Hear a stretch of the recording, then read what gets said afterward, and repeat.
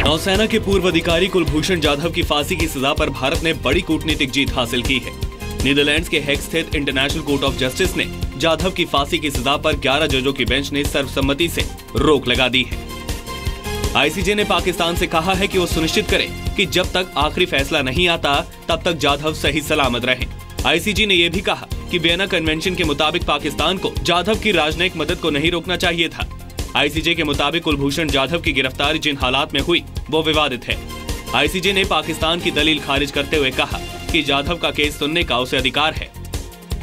Pakistan shall take all measures at its disposal to ensure that Mr. Jadhav is not executed pending the final decision in these proceedings and shall inform the court of all the measures taken in implementation of the present order.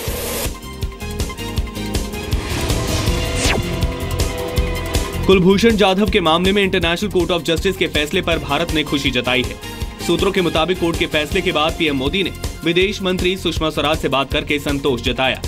विदेश मंत्री सुषमा स्वराज ने कहा कि ICJ का फैसला कुलभूषण जाधव के परिवार और भारत के लिए बड़ी राहत है। सुषमा ने भरोसा दिया कि जाधव को बचाने में मोदी सरकार हर मुमकिन कोशिश करेगी। प्रधानमंत्री मोदी ने आईसीजे में भारत का पक्ष रखने के लिए वरिष्ठ वकील हरीश साल्वे का शुक्रिया जताया। साल्वे साहब, यहाँ भारत में लोग कह रहे हैं कि आपने 1 रुपए में पाकिस्तान को हरा दिया। सक्सेस स्टोरी ये भारत सरकार की है, इसमें कोई दो मत नहीं हो सकते। आईसीजे के फैसले को लेकर पूरे देश में खुशी मनाई जा रही है। मुंबई में कुलभूषण जाधव के घर के बाहर सबसे ज्यादा जश्न मनाया गया। जी, मैं चाहता हूं कि जी टीवी के माध्यम से देश के लोगों को पाकिस्तान की पूरी हरकत मालूम हो जो हमने इस पिटीशन में बयान किया है।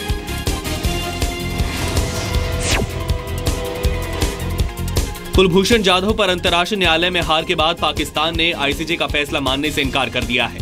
पाकिस्तान के विदेश मंत्रालय ने कहा कि मामला देश की सुरक्षा से जुड़ा है और हम अपनी सुरक्षा से जुड़े मामलों को आईसीजे के अधिकार क्षेत्र में नहीं मानते। After India stood exposed in state-sponsored terrorism, terror financing, spying and subversive activities, it has desperately tried to divert the world attention by presenting Kulbhushan's case from humanitarian angle. Pakistan ने कहा कि कुलभूषण जाधव को लेकर उसकी अपनी कार्रवाई जारी रहेगी। नफीस जकारिया ने कहा कि इस मामले में आईसीजे में पाकिस्तान और सबूत रखेगा। मानव अधिकार कार्यकर्ता नंदिनी सुंदर और बेला भाटिया छत्तीसगढ़ के नक्सलियों के संपर्क में थी।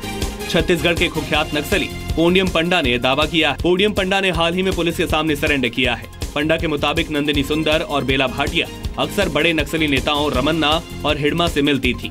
और जो सामाजिक कार्यकर्ता हैं जैसे सुश्री नंदिनी सुंदर, बेला भाटिया और जो स्थानीय मनीष कुंजाम जी हैं, उनको भी इसने बड़े नेताओं से मिलाने का कार्य किया है, ऐसा उसने अभी पुलिस को बताया। पोडियम पंडा 1998 से नक्सली गतिविधियों में सक्रिय था। पिछले 19 सालों के दौरान छत्तीसगढ़ की सभी बड़ी नक्सली वारदातों में वो शामिल रहा है। पिछले दिनों सुकमा के बुरकापाल में सीआरपीएफ जवानों पर हुए हमले में भी वो शामिल था। ट्रिपल तलाक पर सुप्रीम कोर्ट की संवैधानिक पीठ ने 6 दिन की सुनवाई के बाद फैसला सुरक्षित रख लिया है। गुरुवार को सुनवाई के दौरान all India Muslim personal law board ने कहा कि वो सभी काजियों को एडवाइजरी जारी करेगा कि वो ट्रिपल तलाक पर महिलाओं की राय लें, इसे निकाहनामों में भी शामिल करें। पर्सनल लॉ बोर्ड वाले स्वयं ये मानते हैं कि कोई अच्छी बात नहीं है और इसको धीरे धीरे समाप्त होना चाहिए, तो फिर ये आस्था का मामला नहीं हो सकता, ये एक सिर्फ प्रैक्टिस का मामला है और प्रैक्टिस में हस्तक्षेप कोर्ट कर सकता है। ये अलग अलग विचार आए हैं, अब कोर्ट इस पर क्या निर्णय लेता है ये आगे समय बताएगा। इस मामले में याचिकाकर्ता सायरा बानो की ओर से कहा गया कि इस्लाम में महिलाओं और पुरुष से भेदभाव नहीं है। ट्रिपल तलाक एक बात। जीएसटी काउंसिल ने दूध और अनाज को जीएसटी के दायरे से बाहर रखा है। वित्त मंत्री अरुण जेटली की अध्यक्षता में श्रीनगर में शुरू हुई जीएसटी काउंसिल की 14वीं बैठक में जीएसटी से जुड़े 9 में से 7 नियमों को मंजूरी दे दी गई। बैठक के पहले दिन 80 से 90% प्रोडक्ट और सर्विस पर टैक्स की दरें तय कर ली गई। बाकी 2 नियम लीगल कमेटी को दिए गए हैं। सर्विस टैक्स पर आज फैसला हो सकता है। जो रूल्स थे जीएसटी के 7 प्रकार के वो पारित कर दिए गए। 2 पे अभी लीगल कमेटी काम कर रही है। वो जो 2 रिटर्न्स के साथ संबंधित हैं और ट्रांजिशन प्रोविजन के साथ संबंधित है। जीएसटी के 4 टैक्स स्लैब में अब तक 1112 चीजों पर टैक्स की दरें तय हो चुकी हैं। चाय, कॉफी, चीनी, मसाले और खाने के तेल को 5% टैक्स स्लैब में रखा गया है। 17% चीजों पर 12% टैक्स देना होगा। 81% चीजों पर 18% तक टैक्स देना होगा। इनमें हेयर ऑयल, साबुन और टूथपेस्ट शामिल हैं। सिर्फ 19% चीजें हैं जिन पर 28% टैक्स लगेगा।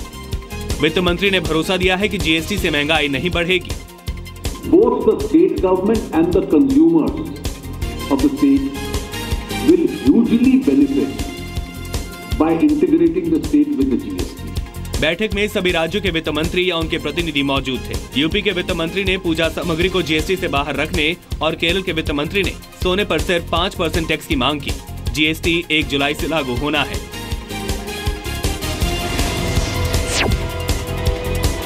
पूर्व केंद्रीय मंत्री पी चिदम्बरम के बेटे कार्ति चिदम्बरम के ठिकानों पर पड़े सीबीआई छापे के 2 दिन बाद गुरुवार को वो लंदन रवाना हो गए हैं। कार्ति का बचाव करते हुए इनके पिता पी चिदम्बरम ने कहा कि कार्ति का लंदन जाने का कार्यक्रम पहले से ही तय था और वो जल्द ही भारत लौट कर आएगा।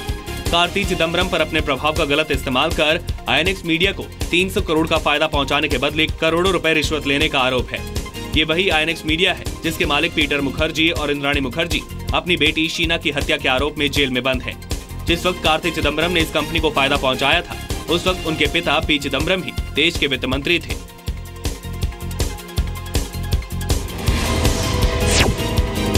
गोवा में सनबो डैम नदी पर पुर्तगाली राज के दौरान बने पुल के गिर जाने से 2 व्यक्तियों की मौत हो गई और कई लोग लापता हैं। कहा जा रहा है कि आवाजाही के लिए बंद पुल पर एक आदमी खुदकुशी की कोशिश कर रहा था और उसे देखने के लिए पुल पर 50 से ज्यादा लोग इकट्ठा हो गए, जिससे पुराना जर्जर पुल ढह गया और लोग नीचे बह रही नदी में गिर गए। अब तक 23 लोगों का रेस्क्यू कर लिया गया है। मरने वालों की गिनती बढ़ सकती है। राहत एवं बचाव कार्य के लिए नेवी की मदद ली जा रही है। मुख्यमंत्री मनोहर पर्रिकर ने बताया कि सभी संबंधित एजेंसी को बचाव के काम में लगा दिया गया है। गृह मंत्री राजनाथ सिंह ने भी हादसे पर मुख्यमंत्री पर्रिकर से बात की है। Body has been found, which we must be already aware, and as per our reports as of now, there is no report of any missing person as of now. So, Chennai में पुलिस ने एक कपड़ा कारोबारी की दुकान से 45 करोड़ रुपए के बैन हो चुके 500 और 1000 रुपए के नोट जब्त किए हैं। नोटों की गड्डियां कार्टन में भरकर रखी गई थी। सभी नोट चेन्नई के कोडम्बकम इलाके में कारोबारी की दुकान में छापेमारी में बरामद की गई। पुलिस दुकान के मालिक से पूछताछ में जुटी है। आरोपी के मुताबिक जब्त की गई रकम शहर के एक ज्वेलर की है जो उसने रखने के लिए उसे दी थी। पुलिस ने आगे की जांच के लिए मामले की जानकारी आयकर विभाग और ईडी के अधिकारियों को दे दी है। पुलिस ने फिलहाल आरोपी की पहचान जाहिर नहीं की है। देश का सबसे भरोसेमंद न्यूज चैनल जी न्यूज अब देश का नंबर 1 न्यूज चैनल बन गया है।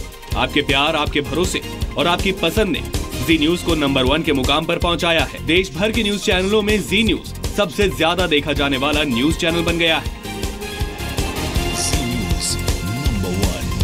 हमारा आपसे वादा है कि आगे भी इसी तरह जी न्यूज देश और दर्शकों की उम्मीदों पर खरा उतरता रहेगा।